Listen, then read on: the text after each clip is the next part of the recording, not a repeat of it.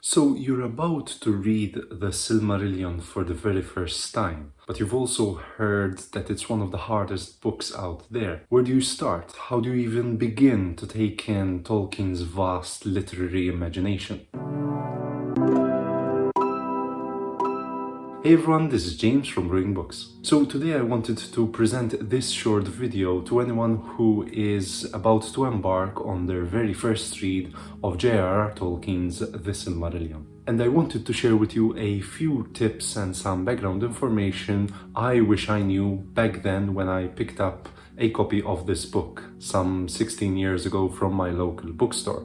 First things first though, the Silmarillion is not a complete text like The Hobbit or The Lord of the Rings, so prepare for something different. The book is a collection of the author's various narratives from the First Age of what most people know as Middle-earth and before that. But the narratives themselves are at various stages of completion and redrafting. Tolkien never managed to finish his vision entirely for the Silmarillion. He had been working on these stories for over 50 years, and several of the tales presented here have either remained unchanged since the author's early adult years, while others were revised over and over until his final years. So there is some discrepancy and inconsistency between one tale or chapter and the next. That's where the author's son, Christopher Tolkien, comes into the picture. Back in 1977, together with fantasy author Guy Gavriel Kay, he collected and organized all these tales in as a chronological structure as possible, and published it under the title of The Silmarillion.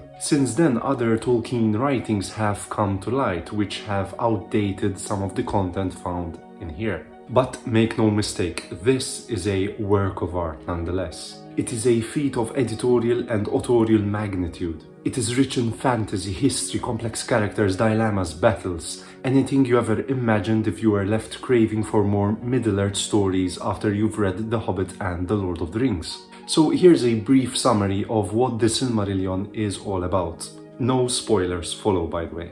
So the Silmarillion begins with Eru, the All-Father, who creates the universe, the world, and the so-called Valar, or angelic powers. And it's all about their struggle with the first Dark Lord, Morgoth. Intertwined with these events is the awakening of the elves in the world and their plight and dangers as they try to reach the Undying Lands, home of the Valar. The main narrative progresses to reveal the creation of three jewels known as the Silmarils, crafted by the greatest and the most skillful elf of the First Age, Fëanor. Things, however, turn sour and dark when Morgoth steals the jewels, which leads Fëanor to revolt against the Valar in order to regain the jewels, and he takes with him the majority of the elves back into Beleriand as they wage a war against the Dark Lord. In fact, the majority of events take place in the region known as Beleriand, which is to the northwest of the more famous Middle-earth.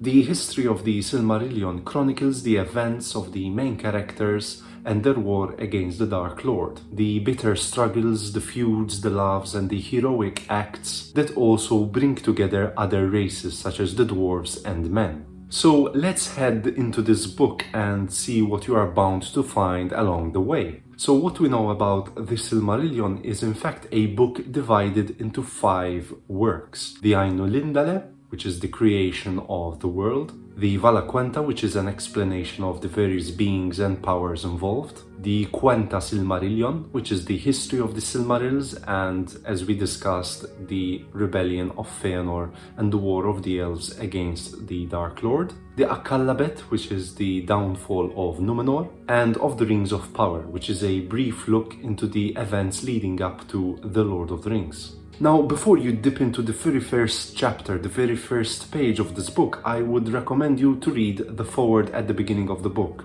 written by Christopher Tolkien, as it provides an insight into the writing and eventual publishing of this book. Now, any edition you find of this book will also include part of a letter written by J.R.R. Tolkien himself to a friend, in which he explains the motivations behind writing the Silmarillion, the need, the want to create a mythology for England, and in the process actually providing a very clear and insightful summary of the events, the main events in the Silmarillion. There are some major spoilers along the way, but I would really recommend you start reading the letter. You might be tempted into just diving into the opening chapters, but try to resist that temptation and read the letter first. It'll really help you gain some background information and arm you with the necessary knowledge before you start tackling the chapters themselves. Next, you'll be dealing with the main thing.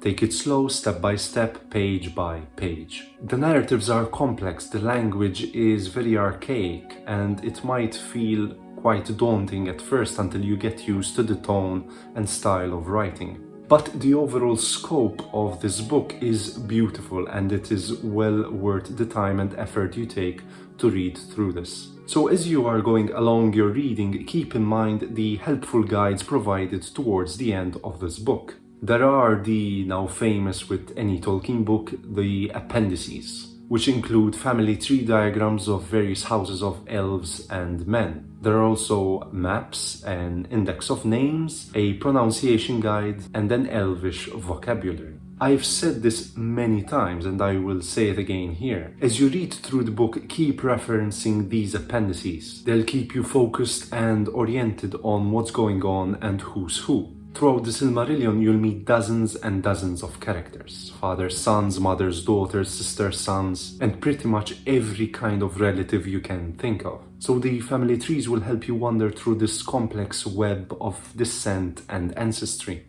Further, the index of names are there for a reason. I find it especially helpful even now in my 12th or 13th reread of this book, and I still find myself coming across a name and not exactly sure of who they are or where they're coming from. That's when I flip over to the index, find the name, and bam, an instant description of who they are and what I'm reading about. So keep yourself informed and constantly check on any mystery names and places that need untangling.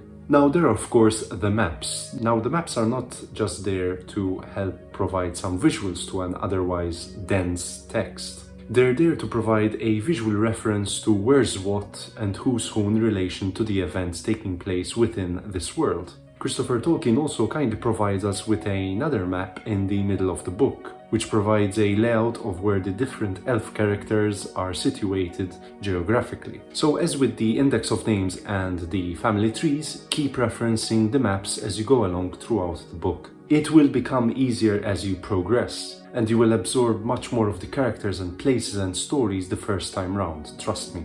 As for the pronunciation guide, I would suggest you only go through this after you've had your first read of the book. Try not to worry too much about how to pronounce a certain character name or place. Language was indeed Tolkien's primary focus, but I'm sure he would forgive you for mispronouncing a particular name in exchange for a better understanding of his writing first. So only go through the guide once you have read the entire book. And finally, if you are a language buff or even remotely interested in how Tolkien based his stories on languages, have a look at this concise Elvish dictionary, which includes key terms and words from both Quenya and Sindarin, the two main Elvish languages. I've always found it fascinating how two separate words can form into one single element to make up a new word, especially with Tolkien's own invented languages. And again, this is mostly for someone who has already read through the book and wants to know the nuts and bolts of how Tolkien structured his writing. Now, if you find yourself, say, halfway through the Silmarillion and find yourself you're still struggling significantly with the tone and the style of writing and the complex history, I would suggest you take a step back and instead delve into The Children of Húrin.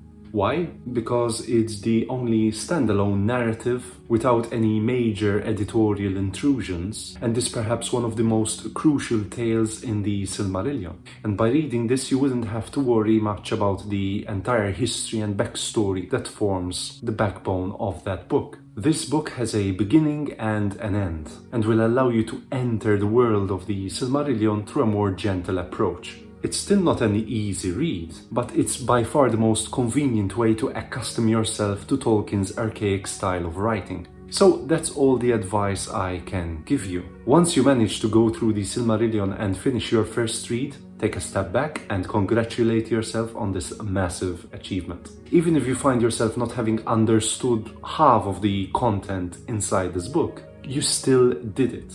Take a moment, give yourself a break. Let's discuss this together, what you think, your thoughts about this book are. Read some other books in the meantime, and then come back to it and read it again and again and again. Believe me, it'll become easier every time you reread the book. And ultimately enjoy the book for what it is, a masterpiece. So that's it for today. I hope you enjoyed this video. As always, like, comment and subscribe, and I'll see you next time. Cheers.